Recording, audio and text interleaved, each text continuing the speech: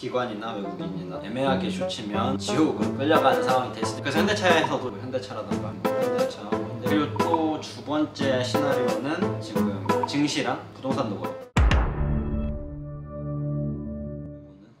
이제 지금 조정 정세로 왔을 때 다음에 어떻게 할지. 그러면 이제 곧 있으면 3월에 공매도가 이제 다시 재개되잖아요. 그게 지금 상승장에 영향을 많이 줄까요? 뭐 어느 정도 사실 영향이 없다라고 할 순 없지. 많은 금액들이 공매도로 들어가긴 할 텐데, 근데 쉽게 지금 기관이나 외국인이나 다른 데서 숏을 잡기에는 부담스러운 환경이고 투자 환경 자체가. 근데 그건 본질이거든. 상승할 수 있는 여력이 있다라는, 그만큼 개인 투자자들의 자금력이 지금 세고 애매하게 숏치면 진짜 지옥으로 끌려가는 상황이 될 수도 있기 때문에 쉽지 않을 거라고 봐. 그래서 공매도 자체가 시장이 엄청나게 하락을 이끌 수 있는 영향력은 아닌 것 같다. 그거에 이제 막 휩쓸려서 개인 투자자들이 매도를 쏟아내면 시장이 하락할 수도 있겠지. 그럼 나는 오히려 그때가 매수할 수 있는 찬스가 아닐 그런 생각도 하지. 공매도 자체가 시장 자체를 폭락으로 이끌 수 있는 엄청난 요인은 아니다, 그런 생각이지. 그럼 올해 중하반기에 어떤 시나리오를 가지고 계신 게 있으신가요? 하반기시까지는 모르겠고, 일단 내가 판 주식 뭐 현대차, 뭐 현대모비스들이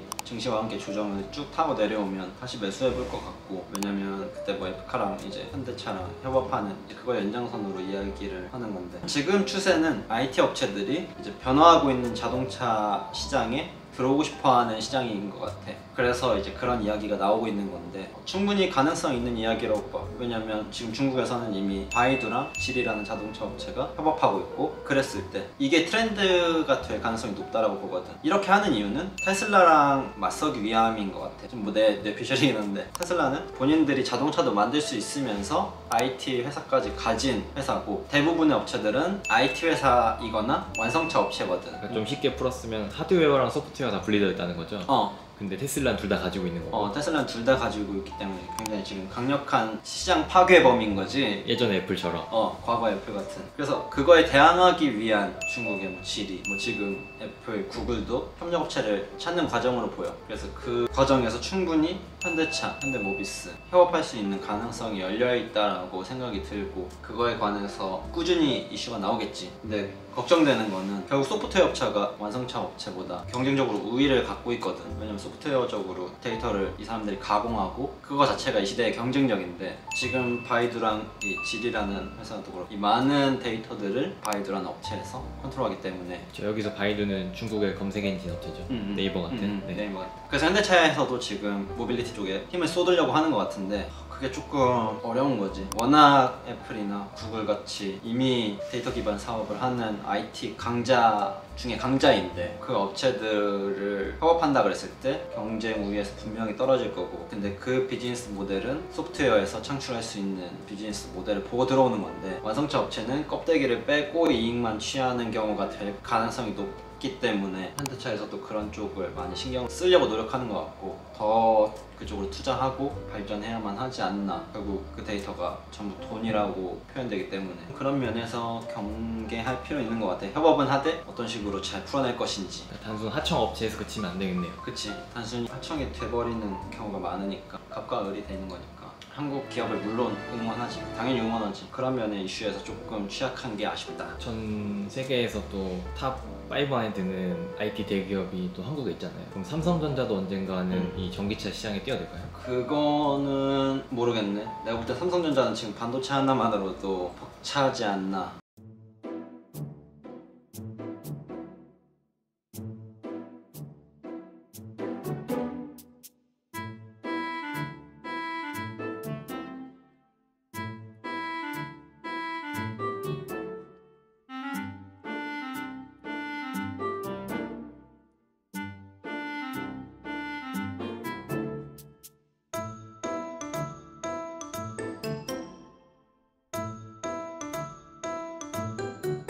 그쪽 사업까지 확장해버리기에는 조금 한 발 늦은 감이 있지 않을까? 그리고 이미 배터리 업체를 갖고 있고 이 시장에서 큰 파이인데, 지금 시장의 화두를 보면 신재생 에너지, 반도체, 그리고 배터리거든. 내가 볼 땐 앞으로도 이 키워드 안에서 시장 주도주가 많이 움직일 텐데, 그래서 대형주를 산다 그러면 이 관련해서 사는 것도 되게 괜찮은 투자 방식이 아닐까. 많은 성장성이 남아있는 사업이고, 그리고 또 삼성전자는 차량용 반도체를 이제 힘을 주고 있거든. 기존에 차량용 반도체가 많이 어려워하는 시장에서 삼성전자는 크게 어려워하지 않는 것 같아서 직접적으로 자동차를 만들진 않지만 관련 상품들을 아주 잘 만들 수 있는 생산 공장을 갖고 있고, 그러면 충분히 경쟁력 있는 한국 최고의 기업이 아닌가.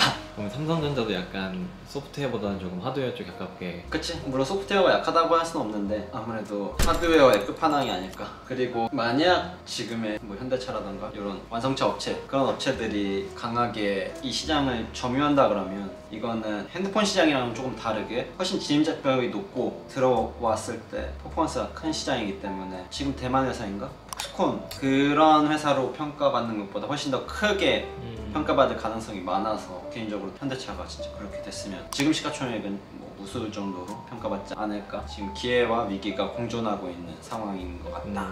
되게 과도기네요. 그런 것 같아. 근데 또 아쉬운 게 원래 현대차가 애플카랑 엮일 거라고 생각해서 매수하신 게 아니라 현대자동차인 전기차 기술 뭐 이런 걸 보신 거잖아요. 근데 그런 것들이 애플카 이슈 때문에 조금 훼손된 것 같긴 해요. 약간 노이즈가 껴서. 좀 노이즈가 꼈다라고 볼 수도 있지. 근데 어차피 그것도 시장에서 나와야 될 이슈였기 때문에 나는 좋은 것 같아. 기존에 투자하고 있던 사람들한테는 예상치 못한 상승이 나와서 좀 헷갈리게 할 수 있는데, 시장 점유율을 높여간다 그러면 본질은 훼손되지 않으니까 애매하게 샀다 팔았다 할 거면은 쭉 들고 가는 게 낫지 않나. 난 좀 그런 생각이 들더라고. 그리고 또 두 번째 시나리오는 지금 증시랑 부동산도 그렇고 자산 가격이 많이 올라오고 있어서 사람들의 소비 통계가 올라오고 있더라고. 이제 소비자 심리 지수라고 표현하는데, 소비가 올라오면 사람들은 돈을 어디에 쓸까. 그래서 뭐 마침 오늘 또 유통주 롯데쇼핑이라던가 이제 이마트라던가 그런 쪽이 올랐는데, 그런 쪽들의 주식들이 많이 지금 상대적으로 많이 못 올랐거든. 그래서 그쪽을 포트폴리오에 어느 정도 담을까라고 생각했는데 오늘 조금 많이 올라가지고 고민이 돼. 그래서 근데 증시가 만약 조정이 온다고 하면 조정이 끝났을 때 소비주들이 주목받을 수 있는 환경이 될 가능성도 있다. 물론 기대 수익률이 성장주만큼 엄청나진 않지만 어느 정도 하방으로는 안정적이면서 어느 정도 상승을 취하고 싶다 그러면 소비주 섹터도 주목할 만한 이슈가 되지 않나, 그런 생각. 근데 많이 올랐다. 오늘만 롯데쇼핑 9% 올랐는데 난 이런 것도 무섭더라고. 내가 사면 내릴까 봐. 아직도 새가슴이야. 오늘 또 좋은 말씀 해주셔서 감사합니다. 네, 그러면 여러분들 변동성 넘치는 시장에서 항상 성공 투자하시길 바라고 다음 시간에 뵙겠습니다. 안녕.